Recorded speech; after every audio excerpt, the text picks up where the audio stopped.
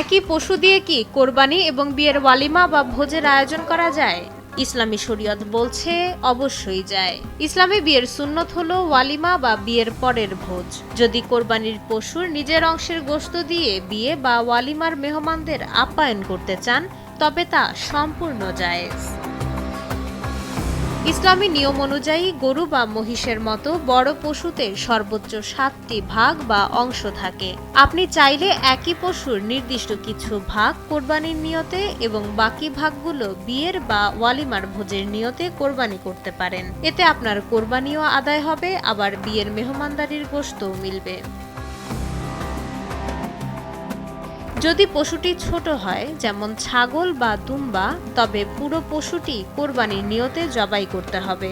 এরপর শরীয়ত সম্মতভাবে নিজের অংশে থাকা কোরবানির গোশত দিয়ে আপনি অনায়াসেই বিয়ের সুন্নত বা ওয়ালিমার মেহমানদের আপ্যায়ন করতে পারবেন। এতেও কোনো ধর্মীয় বাধা নেই। তবে মনে রাখতে হবে, কোরবানির পশুর চামড়া বা চামড়া বিক্রির টাকা বিয়ের কোনো কাজে ব্যবহার করা যাবে না, তা গরিব দুস্থদের হক।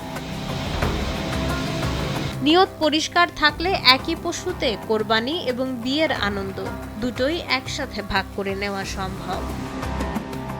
ডেস্ক রিপোর্ট, সময়ের আলো।